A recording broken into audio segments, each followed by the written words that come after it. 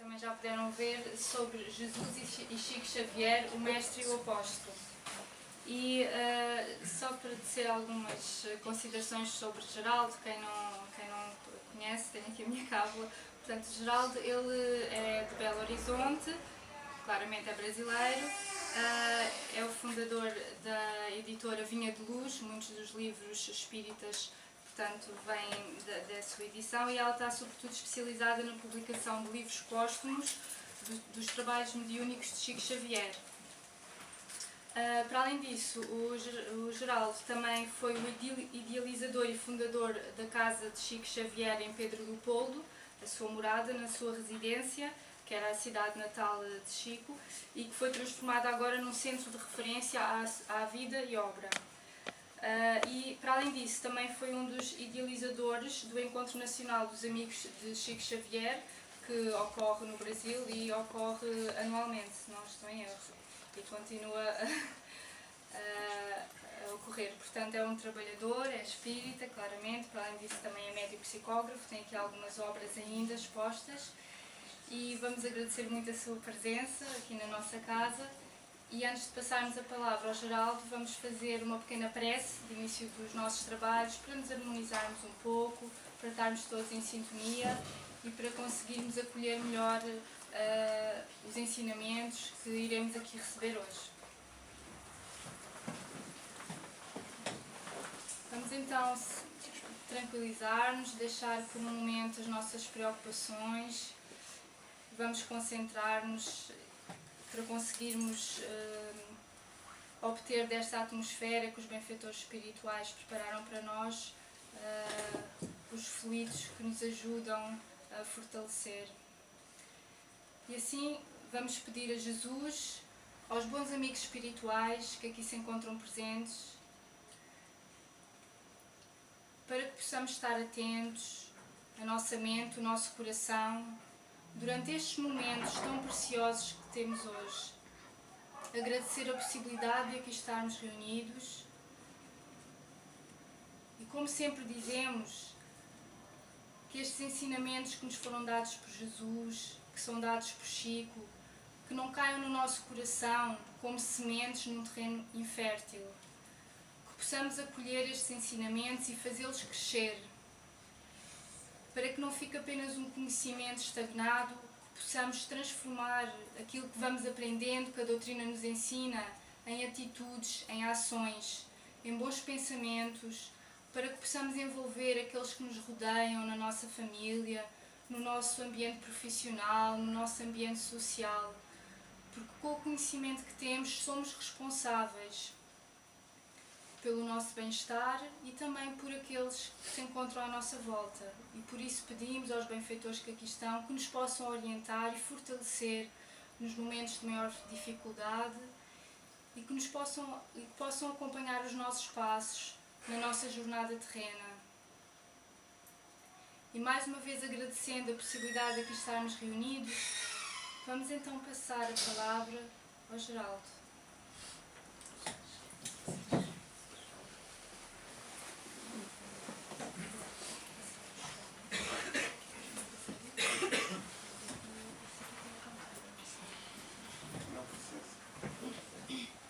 Muito boa noite. É uma alegria muito grande estar aqui convosco e agradeço-vos o convite, e especialmente nesta casa que chama Francisco Cândido Xavier. Fiquei muito feliz de saber que aqui há uma casa com este nome e vamos tentar, dentro do possível, dentro do horário que nos é disponível, falar sobre a vida e a obra deste que é um dos apóstolos do Cristo que esteve entre nós. Lá no Evangelho de João, capítulo 4, versículo 22, temos essa expressão do Cristo. Mas a hora vem e já chegou, em que os verdadeiros adoradores adorarão o Pai em espírito e em verdade. E é sobre isso que vamos falar hoje. Em outro momento João Evangelista vai registrar também este chamado do Cristo: se me amais, guardai os meus mandamentos, e eu vos rogarei a meu Pai. Dentro dos estudos espíritas, chegamos à conclusão que este Consolador, que veio nos fazer lembrar de tudo quanto Jesus havia dito há 2000 anos, há 20 séculos, assim como também nos explicar todas as coisas, é a doutrina dos Espíritos. Aquela que veio rememorar, a partir cerca das verdades celestes, houve toda uma preparação que fez com que a doutrina espírita chegasse. Naturalmente que é uma preparação de muitos séculos. Não foi nada de correria, nada sem uma programação, nada sem um planejamento superior. Nós vamos voltar lá na época do Cristo e observar o último capítulo do Evangelho de João Evangelista. O capítulo 21 do Evangelho de João. Depois, se quiserem, podem compulsar aí o Novo Testamento para verificar o que aqui está. Eu vou contar a história, ao invés de ler o que está no Evangelho. O que acontecia? João Evangelista se referia a si mesmo como o discípulo amado, ou o apóstolo querido, né? Ele nunca se referia a si próprio com o próprio nome.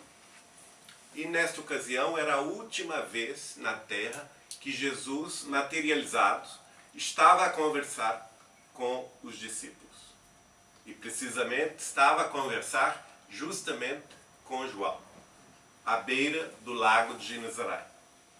E tanto é que o próprio João descreve que Pedro se enciuma, porque vê Jesus conversando com João e ele quer saber qual que é o assunto, não é? Assim como todos nós humanos somos assim, não é? A gente quer sempre estar a par de tudo que está acontecendo. E Pedro se enciuma e chega perto dos dois, a ponto de Jesus o repreender. E Jesus diz então, nesta ocasião, o seguinte: que te importa a ti, Pedro, que eu quero que João fique até que eu volte? Segue-me tu. Jesus aí está revelando uma coisa interessante. Naturalmente, cada um de seus discípulos tinha uma tarefa determinada, uma tarefa distinta. A tarefa de Pedro era uma, e cabia-lhe seguir ao Cristo dentro da tarefa para a qual ele fora convocado. Mas Jesus, ao dizer isso, está revelando uma coisa: eu quero que ele, João Evangelista, fique até que eu venha. Está lá nos Evangelhos. Jesus revela que naquela ocasião, aquela conversa particular que estava a ter com João Evangelista, ele, Jesus, o Cristo, o governador espiritual da terra, estava a determinar que João Evangelista ficasse na terra até que ele voltasse. Não é? Sabemos que Jesus poderia voltar, naturalmente, como veio, através do Consolador. Mas isso só 1850 anos quase depois. Coisas que estou a relacionar para que todos possamos pensar juntos. Todos possamos meditar juntos. Aí vamos ver Chico Xavier. Chico Xavier vai desenvolver a sua mediunidade a partir de 5 anos de idade. E com 17 anos, ele toma contato nesta encarnação com a doutrina dos Espíritos.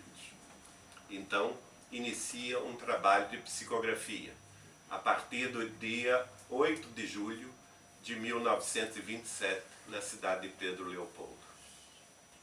Lá por volta de 1935, ele estaria recebendo esta mensagem que está em 2 livros, Palavras do Infinito e Crônicas de Além Túmulo. O espírito comunicante é o espírito de Humberto de Campos. Humberto de Campos tinha sido um grande literato brasileiro, natural do estado do Maranhão, e, residindo no Rio de Janeiro, chegou à condição de ser um dos integrantes da Academia Brasileira de Letras. Inclusive, quando Chico Xavier publica o seu primeiro livro, Parnaso de Além Túmulo, Humberto de Campos ainda estava encarnado e chegou a escrever 3 crônicas sobre o livro de Chico Xavier. Chegando no mundo espiritual, ele é convocado a continuar escrevendo. E desta feita vai falar sobre o Evangelho, vai falar sobre Jesus. Um dos belíssimos livros de Chico é da autoria espiritual de Humberto de Campos, chamado Boa Nova, que recomendo a todos. Pois bem, nesta ocasião, precisamente no dia 20 de dezembro de 1935, Humberto de Campos vai escrever, através do Chico, a mensagem A Ordem do Mestre. Nela, qual que é a situação? O século XVIII estava se encerrando. Estávamos, portanto, às vésperas do século XIX. Jesus, segundo o relato de Humberto de Campos, havia chamado à sua presença o discípulo amado, João Evangelista. E, curiosamente, relata-nos a mensagem que Jesus toma satisfações a João Evangelista como andavam os seguidores do cristianismo na face da terra. A princípio, quem lê esta mensagem até se espanta, não é? Mas como assim? Então Jesus não sabe o que se passou nos 18 séculos entre a sua estada pisando o solo do mundo lá na Palestina até o século que antecede o século XIX? Ele pedindo satisfações a João, como andam seus seguidores? Como assim? Essa mensagem é um tanto quanto incompreensível, é ou não é? Como assim? O Senhor vai pedir satisfações como andam os seus seguidores na face da terra a um discípulo, a um apóstolo? E ela só tem sentido e só faz sentido se a unirmos, portanto, com o final do Evangelho de João, em que o próprio Cristo explica, e lá está escrito no capítulo 21 do Evangelho de João, que o Senhor queria que ele ficasse na terra até que Jesus voltasse. E nessa ocasião, relata-nos a conversa que houve entre Jesus e o discípulo amado, o apóstolo querido, João Evangelista, e Jesus perguntando então a João explica: Senhor, eles estão muito mal, porque todos os teus enviados, ao longo dos séculos, foram mortos, foram perseguidos, foram queimados vivos. Aqueles que vieram em teu nome ensinar aos da terra sobre a mensagem da Boa Nova, quase todos eles foram massacrados. Não é? E mais, aquela instituição que na terra te representa o nome, acabou se aliando ao poder mundano, afastando-se dos pobres. E mesmo ela hoje já não te segue nos exemplos imorredouros de caridade e amor ao próximo.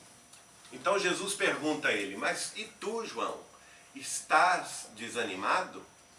E ele então fala, e abana a cabeça, como concordando com a expressão dita pelo Cristo, que ele estava desanimado. Eu estou mesmo, eu estou desanimado.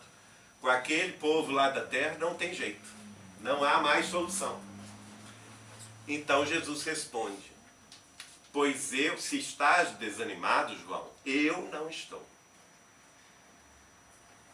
Se até hoje, ele diz, se os vivos nos traíram, meu discípulo bem-amado, mandarei que os mortos falem na terra em meu nome. Deste Natal em diante, meu João, descerrarás mais um fragmento dos véus misteriosos que cobrem a noite triste dos túmulos, para que a verdade ressurja das mansões silenciosas da morte. Que beleza, né? Os que já voltaram pelos caminhos ermos da sepultura retornarão à terra para difundirem a minha mensagem, levando aos que sofrem, com a esperança posta nos céus, as claridades benditas de meu amor. Que expressão mais linda, não é? Que expressão mais linda. A partir daí, decide o Cristo que chegará a hora do intercâmbio mediúnico de forma generalizada. A partir daí, o Cristo manda coletivamente que os mortos passem a falar. Não é? E mais, ele vai terminar esta mensagem, Humberto de Campos vai dizer assim, que Jesus convoca João Evangelista para que João Evangelista descerre os véus que encobrem a triste noite dos túmulos. Quer dizer, há uma convocação para que João Evangelista seja o mensageiro desta nova etapa que nós todos hoje conhecemos como a chegada do Consolador, a chegada da doutrina dos Espíritos. Há uma outra mensagem de Humberto de Campos, intitulada Kardec e Napoleão. Alguém de vocês se lembra dela? Sim? Pois bem, ela está no livro Cartas e Crônicas, editado pela Federação Espírita Brasileira. Qual que é o cenário? O cenário é o cenário do Réveillon para o ano de 1801, né? O começo do século XIX. Terminava-se o ano de 1800, entrava-se no ano de 1801, portanto, iniciava-se naquela noite o século XIX.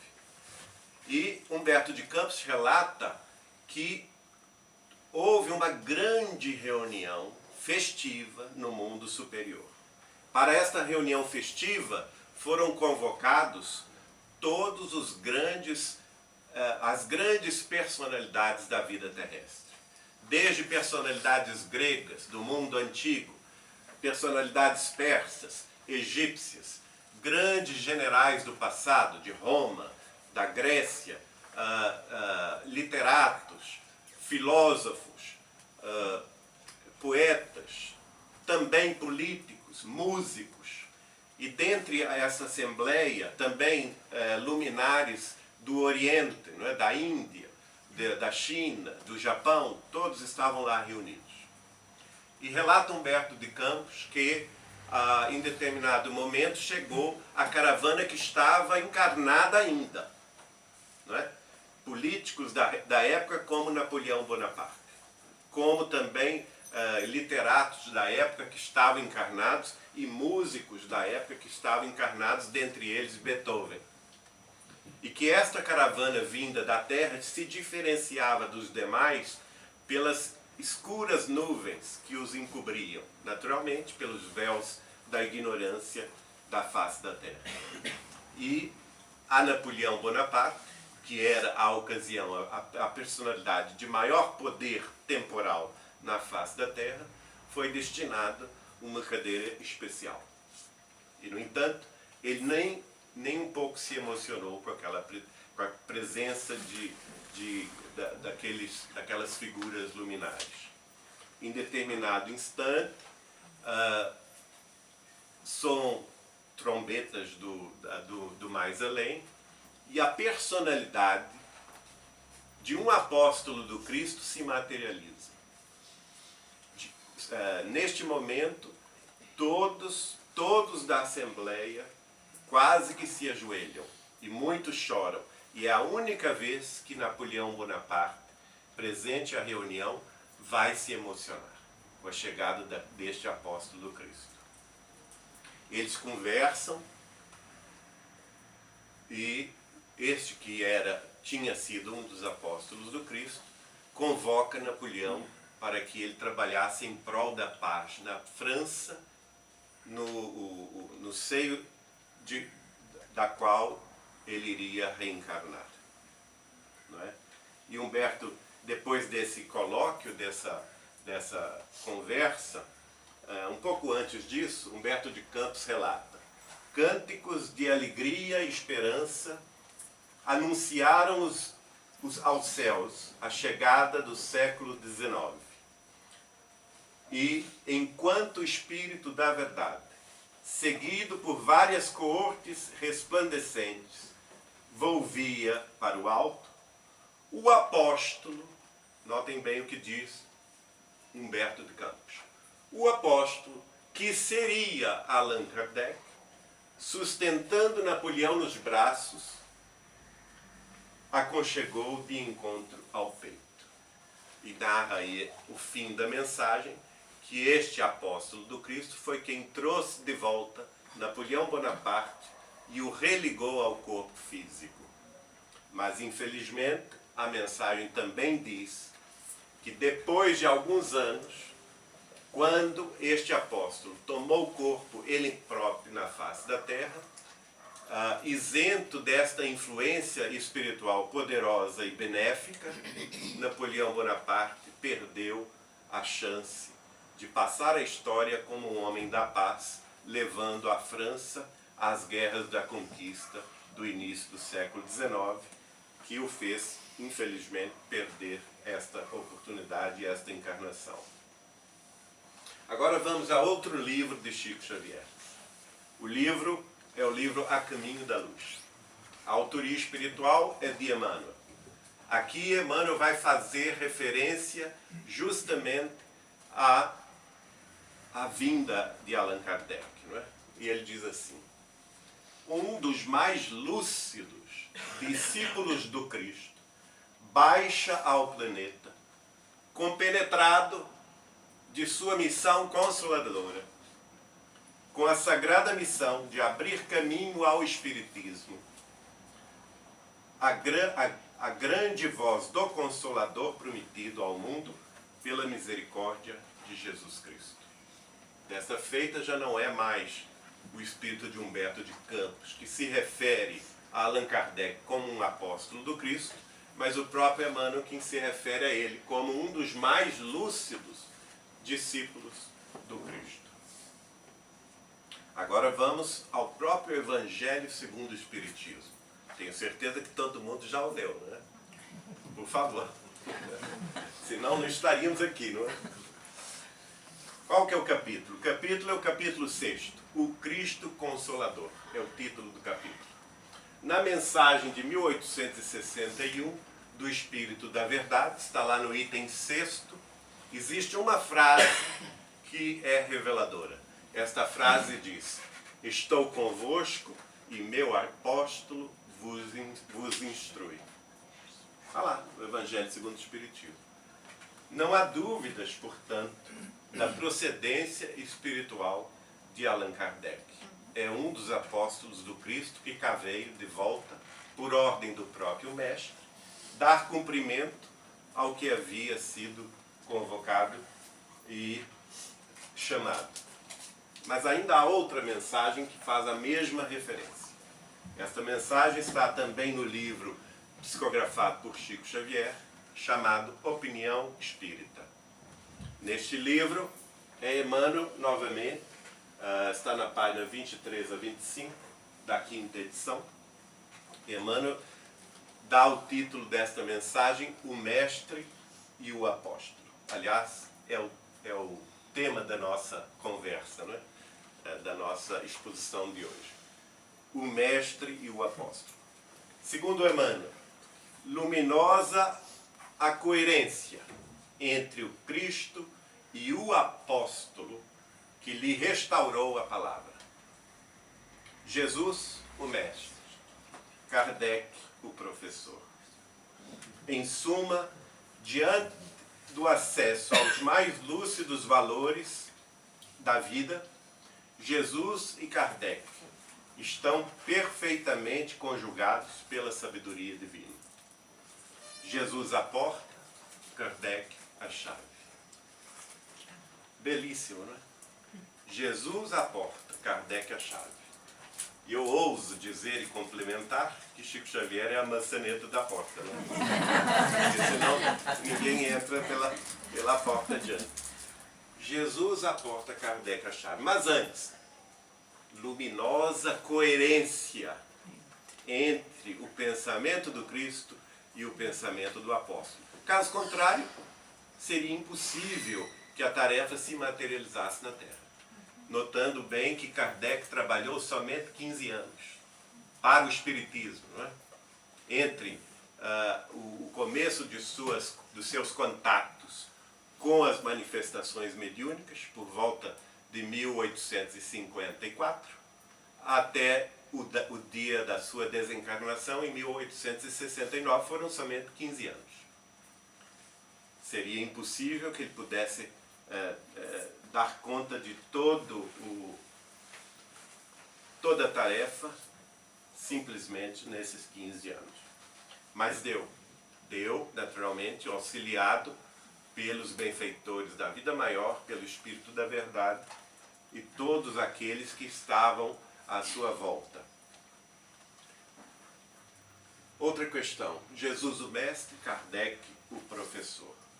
E estamos nós cá, em pleno século XXI, com um grande desafio dos tempos atuais. Nós estamos num momento de transição, um momento problemático, extremamente duro para muita gente, para muitos povos completamente distanciados da fraternidade, do amor, da paz e necessitados da palavra do Cristo, e o mundo em que graça, infelizmente, o paradigma do materialismo. Kardec vai nos convocar e nos esclarecer que ao Espiritismo não cabe a tarefa de combater religião alguma. Muito ao contrário, cada qual no seu quadrado, como dizemos nós no Brasil, não sei se aqui tem sentido isto, mas cada um dentro do seu ambiente, não é, religioso. Ao Espiritismo cabe o combate ao materialismo. E é por isso que os espíritos se manifestam.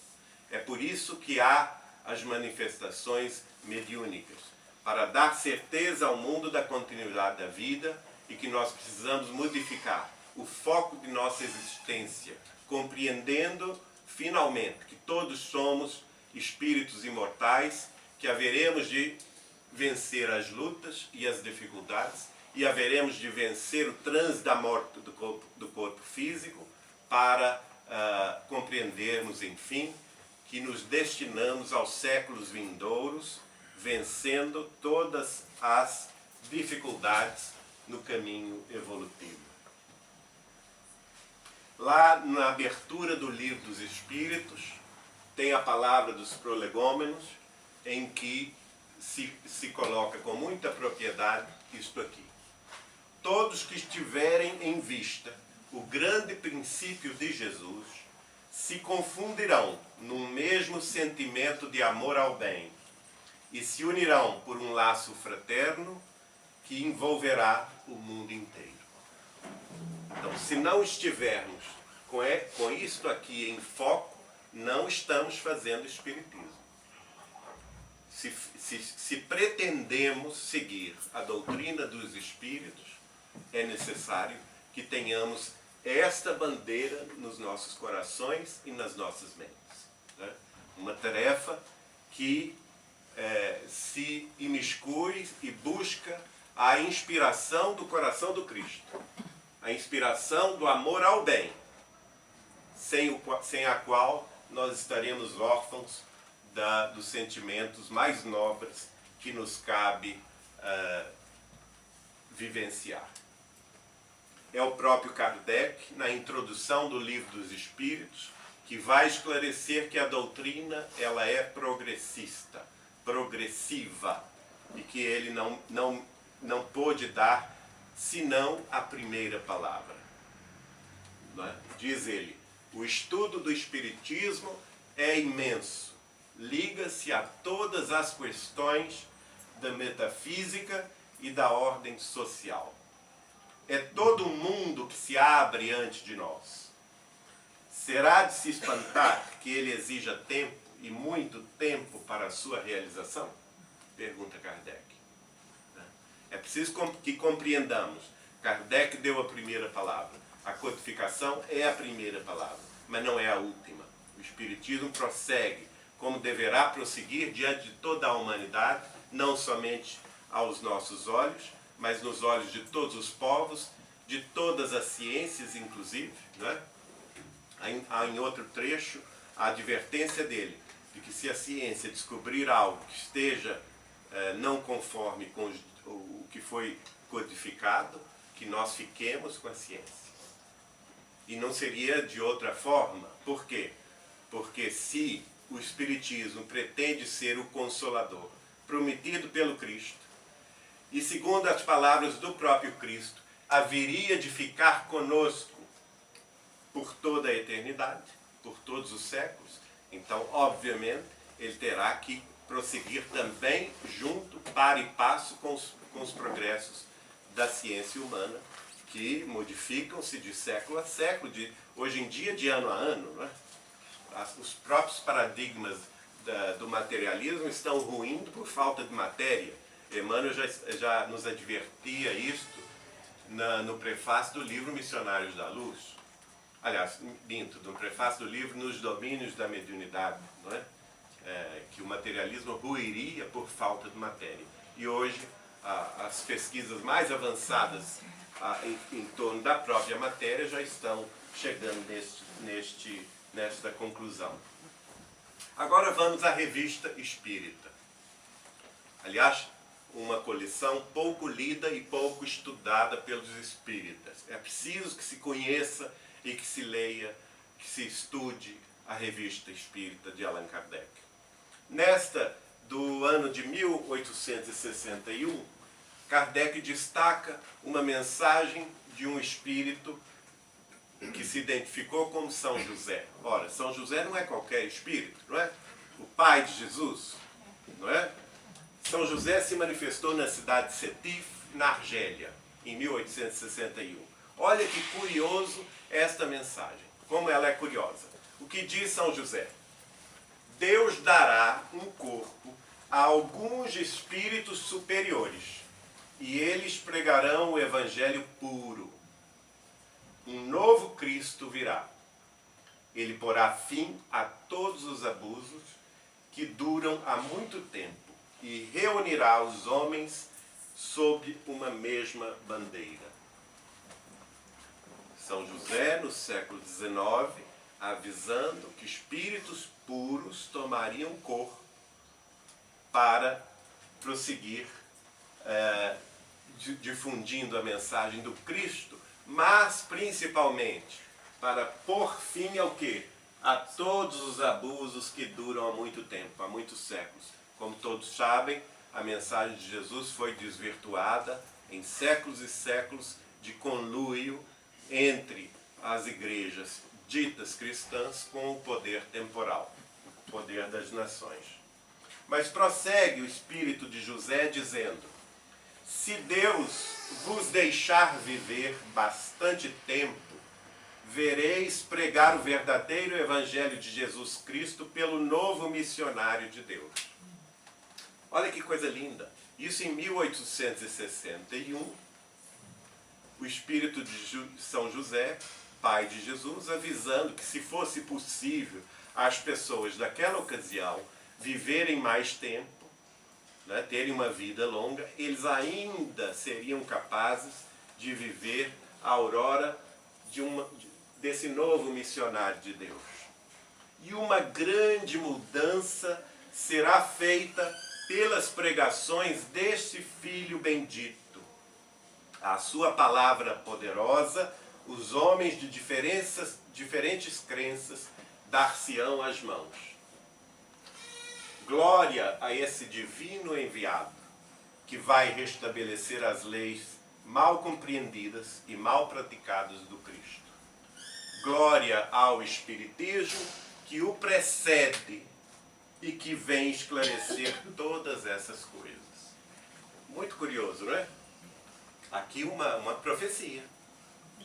A profecia de que viria um espírito puro, um espírito de alta envergadura, dando a entender a mensagem cristã e principalmente restabelecendo as leis mal compreendidas. Leis essas que o Espiritismo tão bem vem também esclarecer. Mas aqui há um detalhe aqui interessante, que ele diz que o Espiritismo o precede. Então o nascimento da doutrina espírita o precede, como precedeu no século XIX, não é? E essas coisas viriam se cumprir. Mas na Revista Espírita não para por aí. Há outras mensagens que Kardec seleciona. A outra é do espírito de Fénelon, dado na cidade de Constantinopla, no mesmo ano, só que em dezembro de 1861. E olhem que interessante o que Fénelon vai escrever. Ele diz, é ao 20º século, quer dizer, não tem dúvidas aí, não é? O século já está definido, não é 21º, não é 22º. É ao 20º século que está reservado o retoque da humanidade. Todas as coisas que vão aqui se cumprir não são senão as preliminares da grande renovação. Então, ao se referir às coisas que estavam ali se cumprindo, ao advento da doutrina espírita no século XIX, está bem claro aqui que tudo que estava sendo feito no século XIX não era senão as preliminares da grande renovação. O homem chamado a completá-la ainda não está amadurecido para cumprir sua missão, mas ele já nasceu e sua estrela apareceu na França, marcada com uma auréola. Naturalmente, ele está fazendo referência ao próprio Kardec, não é? E também dizendo que Kardec não estava ainda com sua missão completa.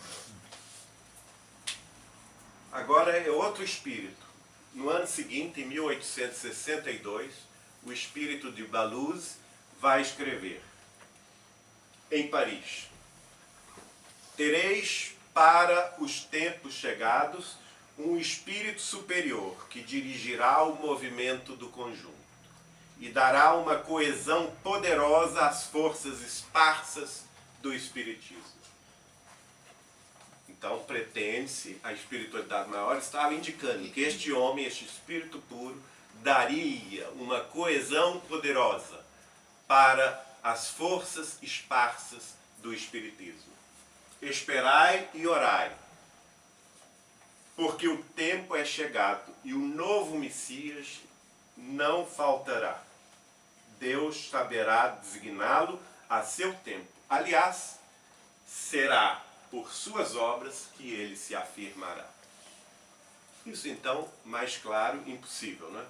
Esse Messias, esse novo emissário dos céus, se afirmaria por quê? Por suas obras. Mas ainda temos outra mensagem. Desta feita é o espírito de São Luís. Quem é São Luís? Um dos protetores espirituais de Allan Kardec. Correto? É um dos guias espirituais de Allan Kardec. Ele vai escrever na cidade de Paris, 1862. Portanto, todas essas revelações vieram em 2 anos. Final do ano de em um ano.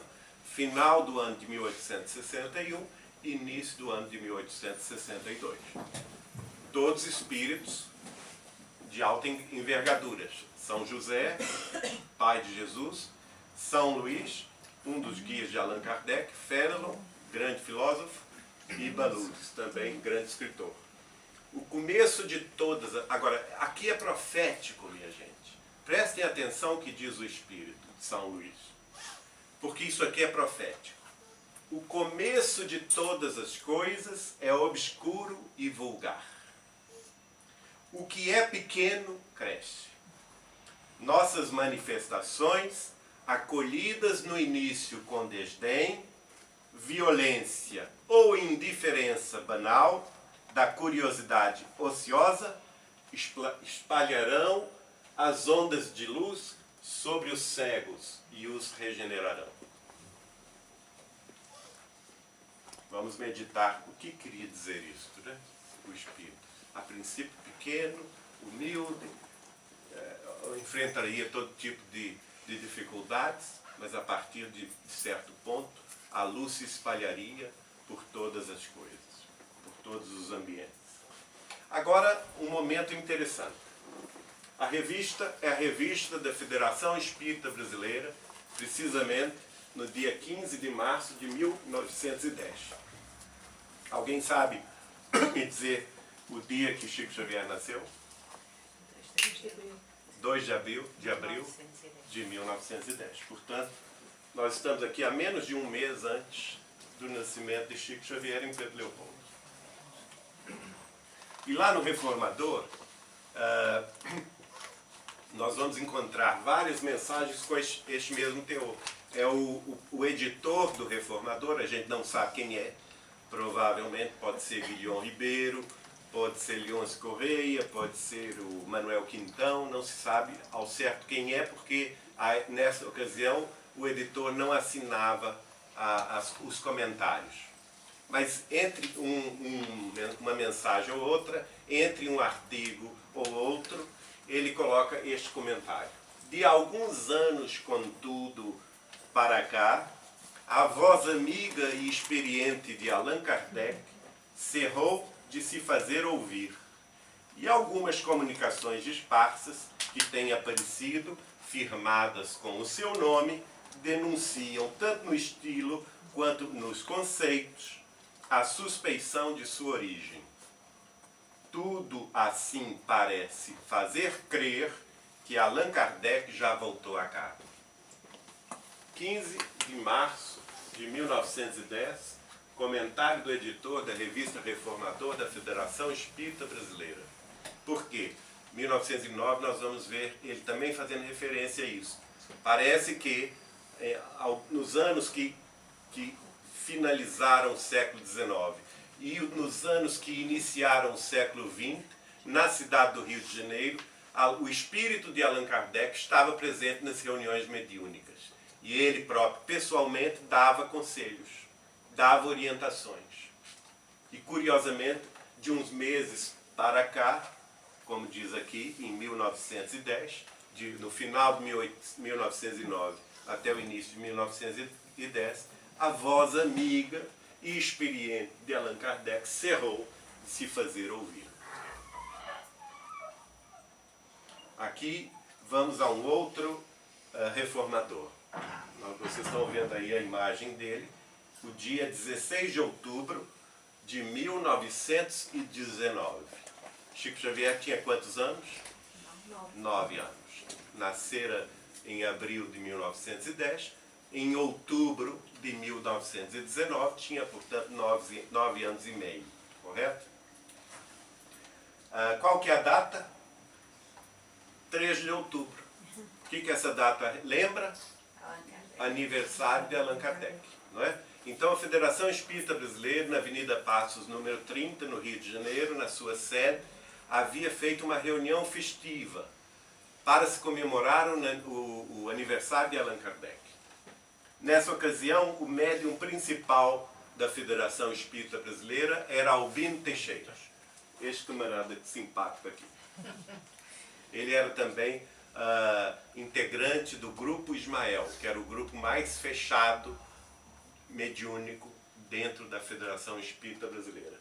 E nesta ocasião estavam todos ali reunidos, todos os espíritas do Rio de Janeiro, reunidos na sede da Federação Espírita Brasileira para se comemorar o aniversário de Kardec.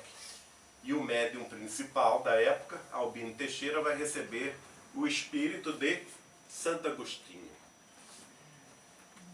Santo Agostinho comumente se manifestava através de Albino Teixeira. E uma belíssima... Aqui temos um exemplo da reunião, não é? Com os espíritos ali em torno. Mas olhem o que diz Santo Agostinho. Isso também está no Reformador de outubro de 1919. A revista da Federação Espírita Brasileira. Presentes se acham à vossa reunião todos aqueles que assistiram a Allan Kardec durante o desempenho da grande missão por ele levada a bom termo quando na terra exilado. Quer dizer, revela o espírito de Santo Agostinho que toda a falange do espírito de verdade estava lá presente no Rio de Janeiro, na Federação Espírita Brasileira. E mais, aí um exemplo da sede antiga da FEB, vocês leem lá, Deus, Cristo e Caridade, lá em cima. E ele prossegue dizendo, não podendo Allan Kardec vir pessoalmente agradecer a homenagem que lhe prestais, eu, Santo Agostinho, delegado por aqueles que o assistiram, quer dizer, delegado pelo Espírito da Verdade, não é? Pela falange do Espírito da Verdade, declaro-vos que gentil e carinhosamente acolhemos os eflúvios do preito de vossa gratidão. E a seu tempo, interessante, ele não podia transmitir os agradecimentos, e a seu tempo o transmitiremos ao nosso e vosso irmão. Olha as sutilezas, né? Ao nosso, que é o nosso, Allan Kardec, mas a essa altura já era vosso irmão dos brasileiros, né? Que, em obediência a novas instruções, entre vós de novo se encontra. Está lá. Para dar maior amplitude à doutrina salvadora da humanidade. Está lá. Quem quiser consultar o Reformador, verificará esta mensagem de Santo Agostinho, revelando que Kardec, Allan Kardec, entre vós de novo se encontra para dar maior amplitude à doutrina salvadora da humanidade. Mas não termina aí. O ano é abril de 1920, o ano seguinte. O médium é o mesmo, Albino Teixeira. Desta feita, ele vai receber o espírito de Ismael, que vai dizer, a árvore do Evangelho, semeada há 2000 anos na Palestina, eu a transplantei para o rincão de Santa Cruz, onde o meu olhar se fixa, nutrindo o meu espírito a esperança de que breve florescerá e estendendo a sua fronde por toda a parte, dando frutos sazonados de amor e perdão. Que data é esta? Abril de 1920, exatamente 7 anos antes de Chico Xavier começar o seu contato com a mediunidade espírita. Já que em maio de 1927, precisamente no dia 7 de maio de 1927, a sua irmã obsedada, Dona Maria da Conceição, passa por problemas de perturbação espiritual e é acolhida pelo casal José Hermínio Perácio e Dona Carmen, que vem de Belo Horizonte para Pedro Leopoldo socorrer a família de Chico Xavier. E pela primeira vez nesta encarnação, Chico Xavier presencia uma reunião espírita, vê os espíritos obsessores da irmã e é convocado pelo casal José Hermínio Perácio e Dona Carmen a conversar com o espírito obsessor da própria irmã. Não é? 7 anos antes.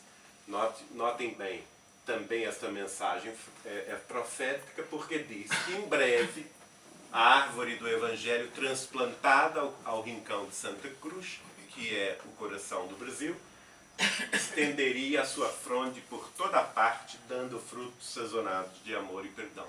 Até hoje, 2017, Chico Xavier já publicou 503 livros. 503 livros. Né? Então, se partirmos do pressuposto que a obra kardeciana principal é composta de 5 livros, temos aí a multiplicação de 100 por 1. Mas as informações não param aí. No ano seguinte, a mesma questão. Está no Reformador de outubro de 1921. A Federação realiza também a mesma reunião festiva no dia 3 de outubro de 1921. Só que desta feita o médium não é mais Albino Teixeira. Só um detalhe, Albino Teixeira, quando veio a desencarnar, ele vai escrever através de Chico Xavier, curiosamente, não é? O médium Albino Teixeira, aquele que havia recebido a mensagem de Santo Agostinho e de Ismael, ele próprio, desencarnando, passa a escrever através de Chico. É o único médium que recebeu Albino Teixeira. E vai escrever 120 mensagens através de Chico Xavier, durante a vida de Chico Xavier. Esta aqui, essa simpática senhora, alguém sabe quem é? Adelaide Câmara. Adelaide Augusta Câmara. Uma senhora extraordinária, não é?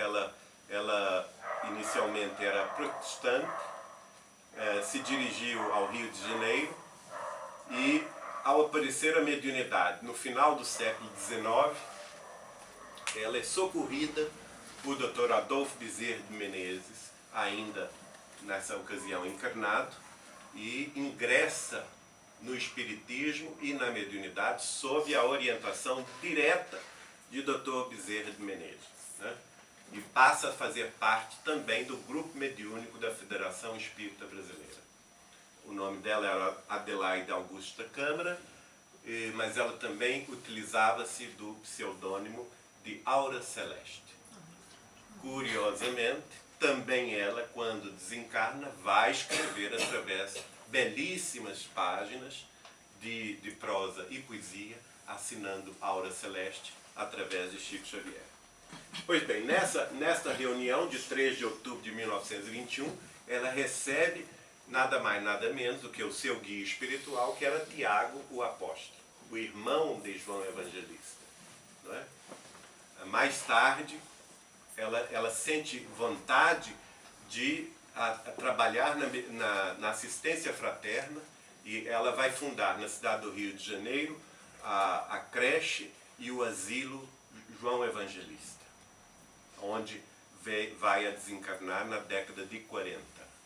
Aliás, uma boa referência a todos vocês é o livro Obreiros da Vida Eterna, no capítulo designado com o título de A Servidora Fiel, ou A Serva Fiel. Lá temos a médium Adelaide, portanto, ela própria, guiada por Bezerra de Menezes. Ela está lá no asilo, na creche São João Evangelista, no Rio de Janeiro, e é dos 5 espíritos encarnados, das 5 pessoas encarnadas que estão a desencarnar, é a que apresenta o maior equilíbrio, né? Que vai desencarnar com muito equilíbrio, Aura Celeste. E ela recebe, portanto, nesta reunião de 3 de outubro de 1921, aqui nesta sede da Federação Espírita Brasileira no Rio de Janeiro, a mensagem de Tiago, o apóstolo. E ele também profética, porque ele diz assim: há espíritos de escol, almas de têmpera rija que descem a terra em missão e conservam a noção clara do dever que têm a cumprir e que consideram sagrado, porque de fato o é. Sem vacilações, dão conta jubilosos do desempenho de sua tarefa. Fazendo referência à têmpera daquele que seria Allan Kardec reencarnado. Para as muitas provações, os muitos tormentos e as muitas dores que os vão assaltando, eles encontram em si lentivo, na certeza que tem da necessidade do bom desempenho de sua missão. Aqui é um retrato da vida de Chico Xavier, não é? E prossegue a mensagem de São Tiago. Pois bem, meus amigos, esse espírito cujo advento rememorais, estão relembrando quem? Allan Kardec, não é? 3 de outubro, era reunião festiva na Federação Espírita Brasileira. Quem estava a ser rememorado? Allan Kardec. Pois bem, esse espírito, cujo advento rememorais, não está mais no seio da imortalidade. Já se encontra de novo nesta oficina de trabalho. Ele ora e espera levar avante a sua obra. Kardec está entre os homens e, todavia, passando diariamente por ele, eles não o conhecem. Até hoje tem sido assim, né? Porque assim é da vontade de Deus. Não é? Assim é da vontade de Deus. Necessário se faz, pois, que vos ponhais ao seu lado, ajudando, amparando.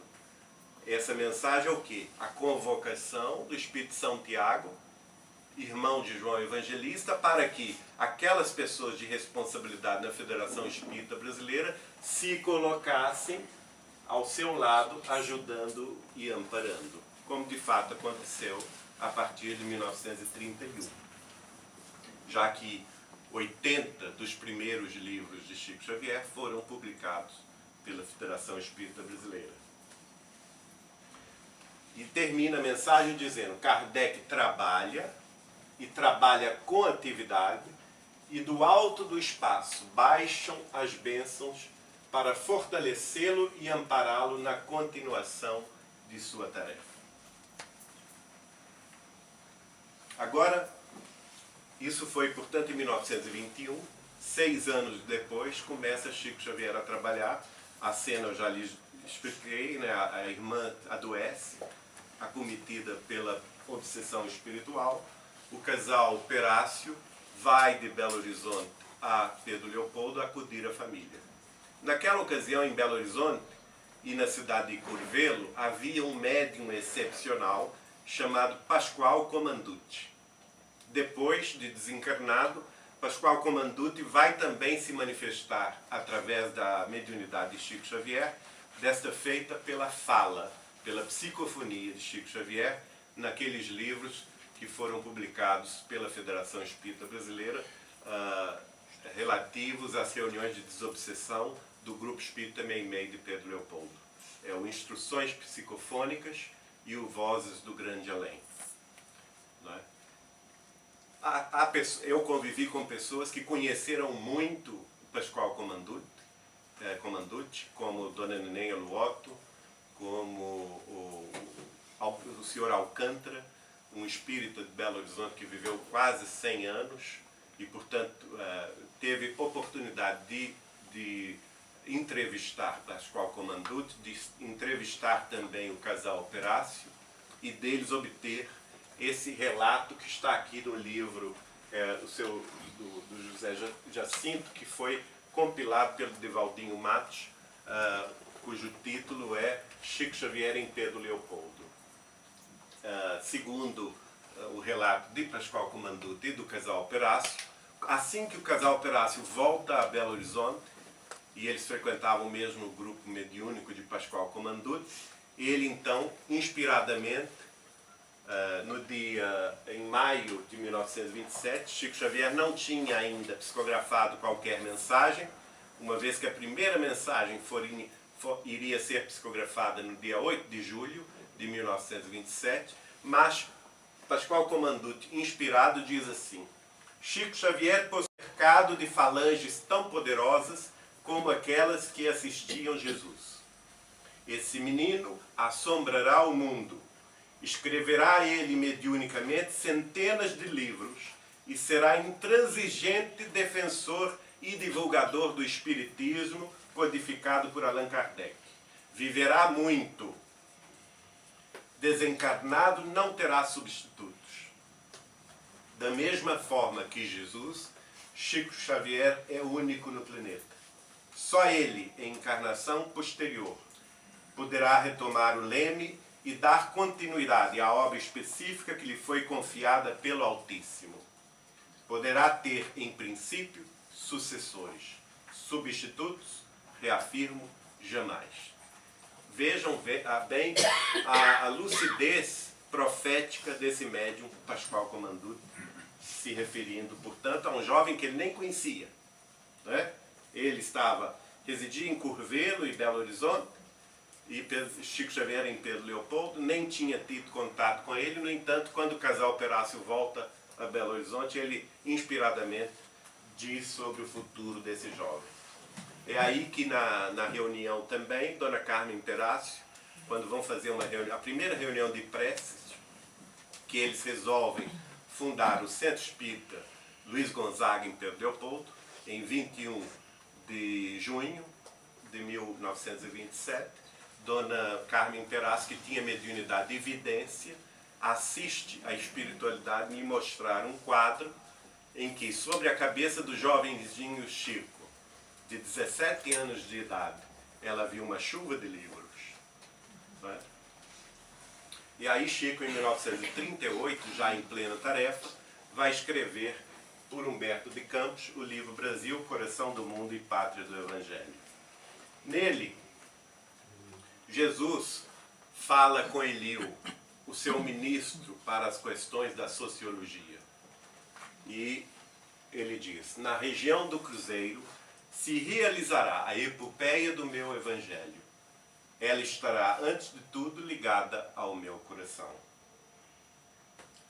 Em 31 de março de 38, portanto no mesmo ano que Chico publica o livro Brasil, Coração do Mundo, Pátria do Evangelho, é Emmanuel, na reunião íntima da Fazenda Modelo, da família Joviano, no culto do Evangelho no lar do Dr. Rômulo Joviano com sua esposa Maria, culto este que Chico frequentou durante 18 anos sucessivos. Emmanuel vai se manifestar nesta data. Qual que é esta data? 31 de março, que lembra naturalmente a desencarnação de Allan Kardec, né? Foi o dia que ele desencarnou, em 1869. Então também ali naquela reunião íntima estava a família Joviano com Chico Xavier a relembrar Kardec. E Emmanuel vai escrever, isso está no livro Deus Conosco, de nossa edição. O Emmanuel vai escrever neste dia: o plano invisível associa-se ao vosso esforço votivo.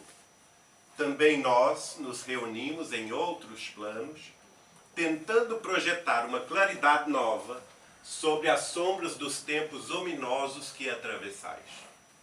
Sim, a grande figura do Mestre deve ser tomada como paradigma pelos obreiros novos, mostrando aí que o trabalho não era daquele momento, que já vinha sendo, né, em outros tempos, em outros planos, tentava-se projetar uma claridade nova sobre o mundo. Aí reconhecem ela? A mesma médium, a Aura Celeste, a Adelaide Augusta Câmara, 20 anos depois, né? A data aqui já não é 1921, porém 1941. Poucos anos antes da sua desencarnação. Desta feita, ela vai receber, no mesmo dia 3 de outubro, isso está neste livro dela, do Além, capítulo 5, aliás, o livro 5, fascículos de 17 a 22, de Aura Celeste, a mensagem de Viana do Carvalho, dada, portanto, no dia 3 de outubro de 1941. Na Federação Espírita Brasileira, comemorava-se novamente o aniversário de Kardec. Viana de Carvalho vai então escrever através dela: amigos, aqui em 1941, quantos anos Chico tinha? Chico Xavier tinha 31 anos, né? Ele nascera em 1910, 1941, já tinha 31 anos de idade, havia começado a psicografar com 17, portanto já tinha mais de década de trabalho. Quase 10 anos depois da publicação do primeiro livro, Parnaso de Além Túmulo, que havia sido publicado em 1º de junho de 1932. E o espírito de Viana de Carvalho vai escrever através de Aura Celeste o seguinte: amigos, hoje que se comemora o nascimento terreno do espírito de Allan Kardec, é justo que todo espírito se recorde do que lhe deve e faça uma prece a Deus para que esse homem, que atualmente se encontra na Terra, possa seguir a trajetória que lhe toca cumprindo o seu dever. Né? Que ele possa dar cumprimento, ele convoca todos os espíritos, todos vós e todos nós, que devemos a esse homem tanto, por ter codificado a doutrina dos espíritos no século XIX, devemos enviar a ele uma prece para que ele se fortaleça e cumpra, possa seguir, a trajetória já tinha começado, possa seguir a trajetória que lhe toca, cumprindo o seu dever. Agora é o próprio Emmanuel que vai dizer nesta mensagem de 12 de janeiro de 1949, também escrita por Chico, psicografada por Chico, na reunião íntima da família Joviano, na Fazenda Modelo. É belíssima, belíssima essa mensagem, que Emmanuel diz assim, está lá no livro Deus Conosco, quem quiser. A tarefa evangelizadora continua. A permuta de nomes não importa. Então, obviamente que houve uma permuta de nomes. Não é? Cremos no reino divino e pugnamos pela ordem cristã, desde que reconhecemos a governança e a tutela do Cristo, o nome de quem ensina ou de quem faz não altera o programa. Por quê? Porque o programa é do Cristo. Não é? Vale, acima de tudo, a execução. Então, é muito importante isso. Por quê? Todos nós somos convocados a trabalhar na doutrina espírita. E devemos ter em mente que o nosso chefe, que o nosso orientador máximo é Jesus de Nazaré. É o Cristo. É a Ele quem devemos satisfações. É a Ele que devemos seguir. É o seu evangelho, a sua mensagem renovadora de amor e de esperança, a boa nova do evangelho do Cristo, que deve ser o norte para as nossas orientações. Portanto, o que importa é a execução do programa. Então é a tarefa, é o trabalho, é o serviço. Todos somos convocados a trabalhar. Todos somos convocados a dar a nossa cota de participação, de colaboração, seja onde for. Nem que seja varrendo o centro, para limpar o centro na hora específica da reunião. Mas é aquilo que eu possa fazer. Isto é essencial. E fazendo isso, fazê-lo com a mente e o coração dedicados ao Cristo. Isto é o que importa. O que vale é a execução. A bandeira da cruz prossegue. Não está desarriada a bandeira da cruz prossegue. Em torno de nós há um povo que tem fome do Salvador. E assim como isso é verdade no Brasil, também o sinto aqui em Portugal. Não é? Mais adiante, no dia 3 de agosto de 49, Emmanuel vai também fazer uma explicação interessante sobre a tarefa do próprio Chico, que ele diz assim: é preciso criar espírito para o gigante. E ele mesmo explica, o gigante é o Brasil ainda adormecido sobre seus grandes potenciais espirituais, e que precisa ser acordado, precisa ser levantado para a tarefa dos espíritos. Né? Isso em 1949. Um outro livro do Chico é o Falando a Terra, em que Chico Xavier recebe vários espíritos de outras nacionalidades que não a brasileira. Nela, o espírito de um inglês, que é Robert Southey, vai escrever, aliás, ele no século XVI fora o primeiro que faz a primeira tentativa de uma história do Brasil. O inglês, passando pelo Brasil, escreve sobre a história do Brasil logo no primeiro século de sua existência, no século XVI. E no século XX volta através de Chico Xavier dizendo: somos aqui lavradores otimistas e felizes, confiados no esplêndido porvir da jovem e vigorosa nação, depósito de firmes esperanças de milhões de espíritos empenhados na regeneração humana. É interessante que tem uma entrevista gravada em áudio de Chico Xavier em 1972 ao então diretor de um programa de rádio de São Paulo, o Herculano Pires, né? Em que Herculano Pires pergunta a Chico Xavier, nós temos o áudio foi recuperado pelo Oceano Vieira de Mello, que é um cineasta que tem recuperado muita coisa de áudio e vídeo sobre Chico Xavier, e ele conseguiu recuperar esse programa de rádio em que o Chico Xavier responde, ele pergunta, Herculano Pires pergunta ao Chico o que Emmanuel, se Emmanuel alguma vez havia feito alguma referência a ele, acerca daqueles espíritos que estavam encarnados na época de Kardec e que auxiliaram Kardec na França e na Europa do século XIX.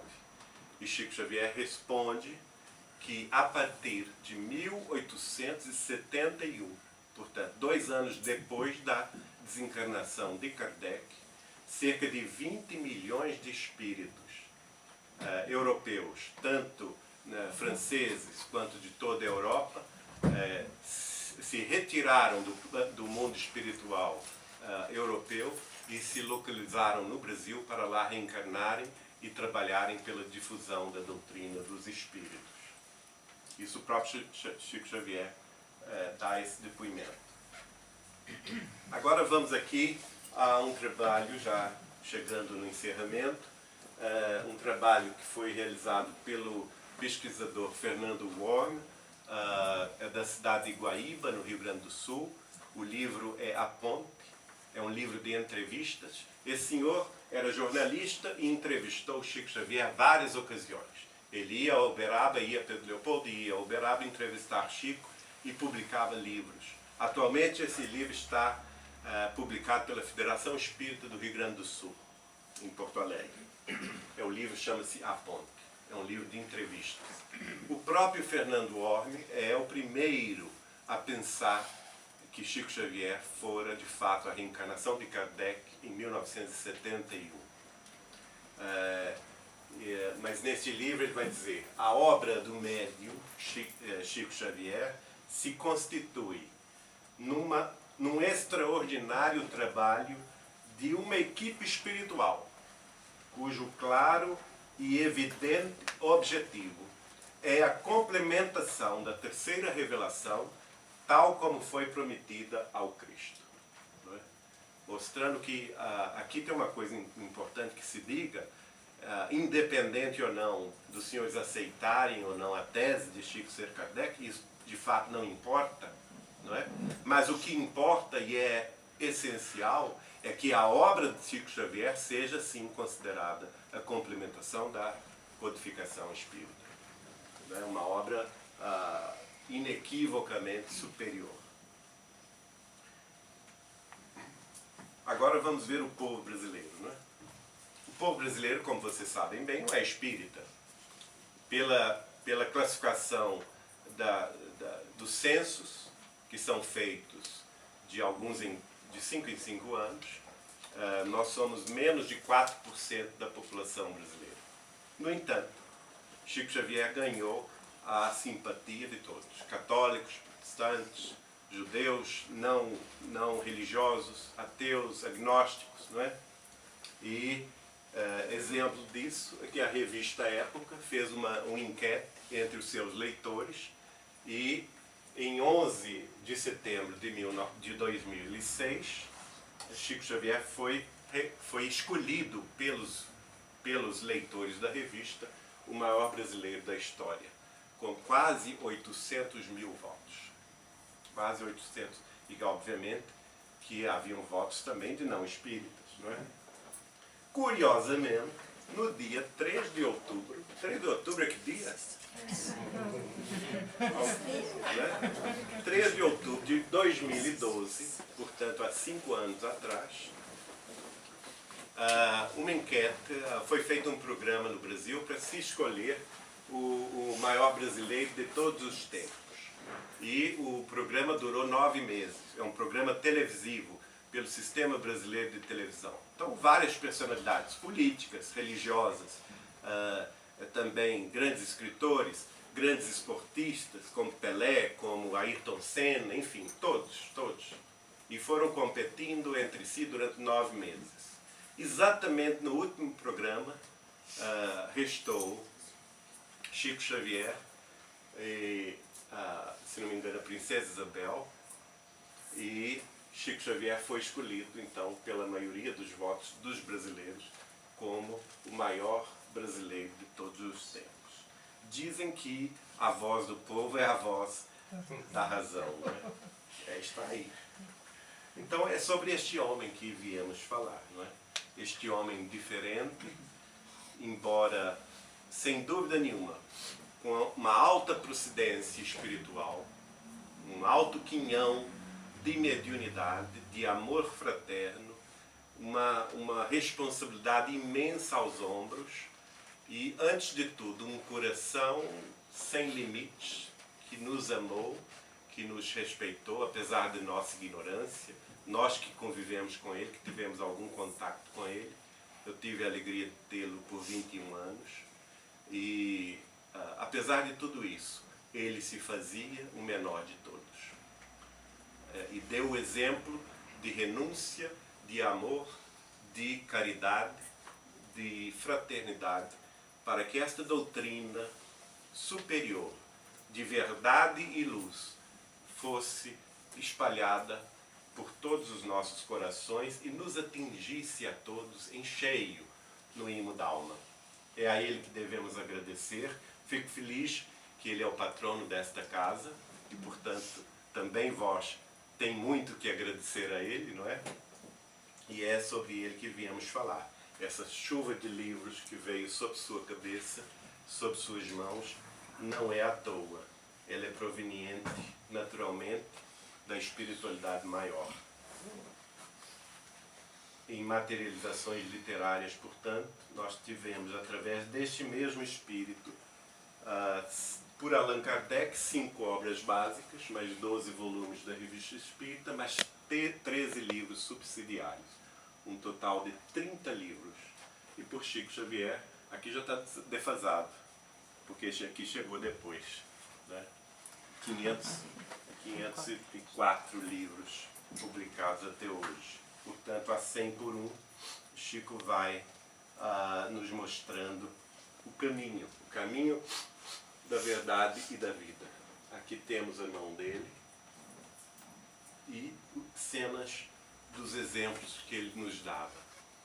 Todos os natais, aliás, minto, aqui ele passava o Dia das Mães, né? Não, os natais, desculpa, os natais. Aqui é a colônia de ancenianos, a colônia da cidade de Goiânia, dirigida por Dona Elba, que é essa senhora que já reside hoje no mundo espiritual. Ele fazia questão de ir a Goiânia visitar os leprosos, os ancenianos, não é? Estar com eles, e sem qualquer pudor de os abraçar, de os beijar. O Chico tinha esse dom de se fazer presente entre todos, não é? Nos Dias das Mães, nós não temos fotografia aqui, mas em Uberaba, por exemplo, ele fazia questão de ir todos os Dias das Mães à cadeia pública. Porque ele dizia, aí muitos, o Carlos Bacelli, por exemplo, o acompanhou junto com a esposa, a Márcia, muitas dessas ocasiões, e foi testemunha de momentos muito, muito emocionantes, não é? Num deles, o diretor da prisão de Uberaba não queria deixar Chico entrar na cela dos mais perigosos. E ele fez questão que se abrisse a cela, que ele iria entrar, contrariando a orientação do diretor da prisão. E antes de entrar, naturalmente, sabedor de que todo o ambiente tem o seu líder, o Chico pergunta: quantos de nós somos aí dentro?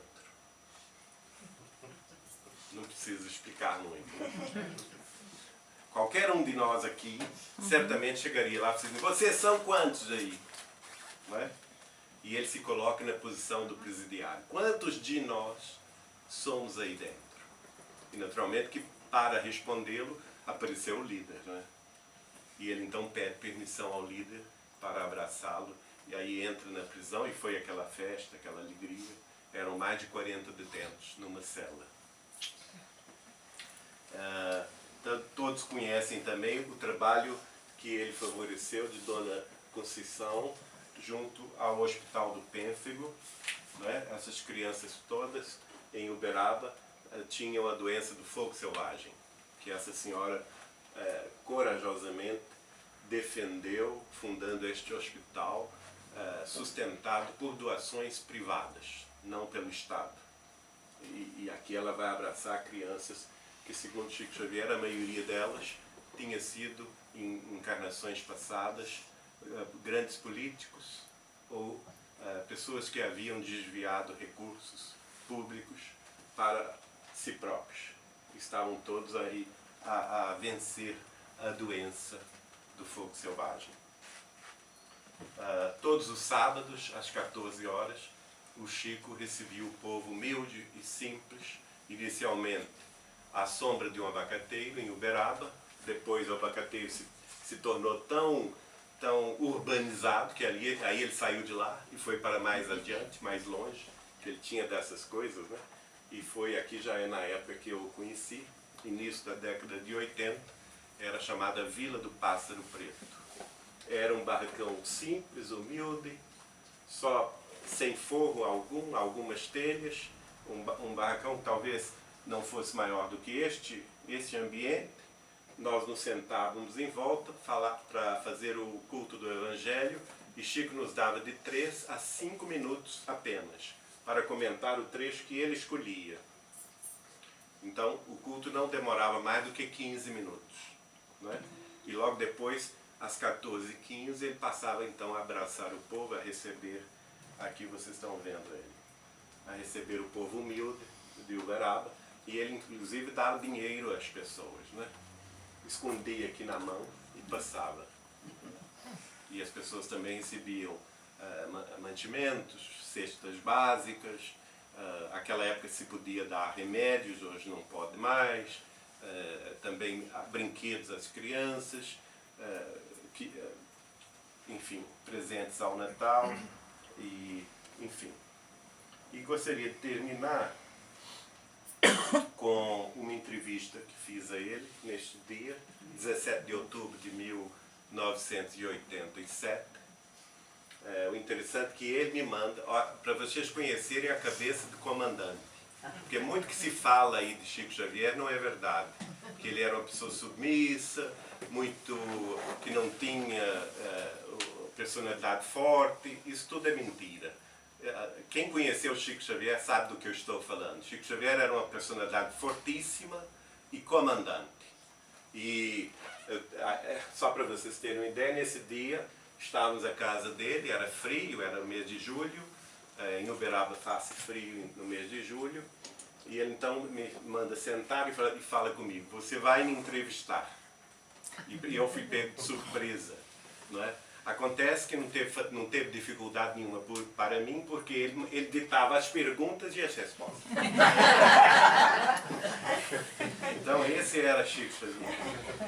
Por que eu escolhi isso? Porque, curiosamente, nesse dia ele começa, a primeira pergunta que ele me dita, isso está no livro Chico Xavier, Mandato de Amor, que publicamos pela União Espírita Mineira em 1992, ao comemorarmos 65 anos de sua mediunidade. Ele me pergunta, eu faço a pergunta, entre aspas, para ele, no seguinte sentido: Chico, depois que Emmanuel lhe apareceu pela primeira vez e te recomendou disciplina, disciplina, disciplina, teria ele dito algo mais? E aí ele vai contar, a entrevista se baseia nisso. E aí ele vai contar que o compromisso para o qual ele nascera era receber pela psicografia 30 livros. 30 livros. Hoje já são 503, 504. Né? E ele cumpriu isso muito rápido. E a partir daí, quando chegou nos 30, ele falou com Emmanuel: então já cumprimos a tarefa. Não, mas você está jovem, podemos duplicar a meta. Né? Então vamos aos 60. E ele completa 60 livros justamente no ano em que ele se muda para Uberaba. 1959, o 60º livro é o livro Evolução em Dois Mundos, de André Luiz. E ele também chega a Uberaba, já quase nas vésperas de sua aposentadoria, como funcionário público federal do Ministério da Agricultura no Brasil. Ele chega a Uberaba, chega pensando que lá ele iria descansar. Então Emmanuel, ele funda um outro centro, que é a Comunhão Espírita Cristã de Uberaba, logo no dia seguinte que ele chega. Olha só, nunca descansou um dia. Então Emmanuel aparece para ele e diz assim: Chico, você está chegando numa cidade nova, são novos companheiros, vamos começar tudo de novo. De modo que podemos chegar ao 100º livro. E ele, então, obediente, segue a orientação de Emmanuel. E 9 anos depois, em 1969, ele publica Poetas Redivivos, que é o 100º livro, em homenagem, inclusive, ao primeiro, Parnaso de Além Túmulo. E, então, acha que aí chegou o fim da tarefa, não é? Com 100 livros publicados. E acontece que, ao chegar ao 100º, há a festa natural dos amigos, e ele então fala com o Emmanuel: agora chega, porque já fiz do compromisso mais de 3 vezes. Não é? E o Emmanuel então fala: olha, só que tem uma coisa, eu estou aqui com um decreto de Nosso Senhor Jesus Cristo ao braço, de modo que eu tenho algumas determinações de Nosso Senhor. E o que diz o decreto, diz o Chico? O decreto diz que o teu corpo físico haverá de ser desapropriado para a continuidade da psicografia até o fim de seus dias. E o Chico, então, com muita graça, fala com ele: mas o senhor há de convir uma coisa, com todo respeito a Nosso Senhor Jesus Cristo, o senhor há de convir uma coisa. Nós somos adeptos de uma doutrina que preconiza o livre-arbítrio, de modo tal que eu posso me recusar à continuidade da tarefa, porque tenho meu livre-arbítrio pessoal e posso escolher dizer não, com todo respeito ao Nosso Senhor Jesus Cristo. E então Emmanuel diz a ele: não, sem dúvida nenhuma que isto é verdade, porque você tem toda a liberdade para dizer não. Mas só que eu tenho aqui uma nota de rodapé no decreto. E o Chico perguntou a ele: que diz a nota de rodapé? A nota de rodapé diz que, caso o medianeiro se recuse à tarefa, o senhor tem a minha autorização pessoal para retirá-lo do corpo agora. E o Chico então diz que não, pelo amor de Deus, vamos continuar trabalhando. E ele desencarna em 2002, portanto, com 430 livros. Então, dos 100, ainda publicou 330 livros em vida, e desencarnando em 2002, de lá para cá, 15 anos depois, temos 74 livros mais, quer dizer que nem depois da morte ele parou de trabalhar. Para encerrar, temos só a fazer menção a essa mensagem de Emmanuel, que diz respeito a todos nós, não é? Ela foi escrita em 11 de abril de 1945, e Emmanuel diz assim: no que me toca, não produzi coisa alguma, ainda não produzi coisa alguma, sendo que tenho tão somente recebido para transmitir, e sinto-me feliz por ter cumprido o meu compromisso de entregar à circulação geral as ideias renovadoras que nos foram confiadas. Sou o vosso amigo e servo humilde Emmanuel. Isso nos cabe a todos, não é? A tarefa não é nossa, é do Cristo. E essa palavra do Chico, dirigida a Dona Nenê Aluoto, sua grande amiga que presidiu por 33 anos a União Espírita Mineira, ele escreveu-a numa carta de 8 de março de 1959, esse trecho que cabe-nos todos. Somos uma grande família dispersa em diversos setores de trabalho, com o Espiritismo por nossa bênção de luz. Hoje, cada qual de nós permanece em linha particular de luta, mas amanhã estaremos todos novamente reunidos na vida real, apresentando, cada qual de nós, a soma dos esforços que levou a efeito para nos desincumbirmos dos sagrados deveres com que fomos agraciados. Não é mesmo? Que Jesus nos ajude.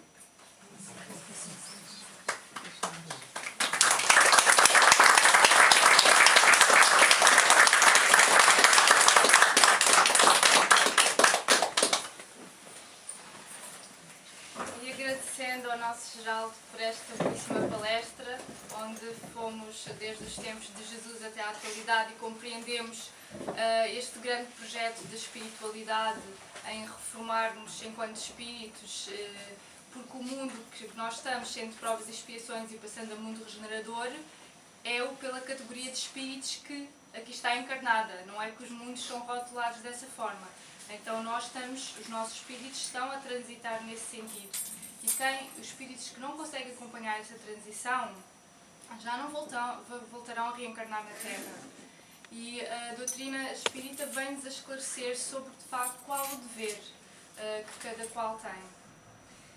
Para encerrarmos, então, a palestra desta noite, vamos pedir ao Carlos que possa fazer uma prece, por favor.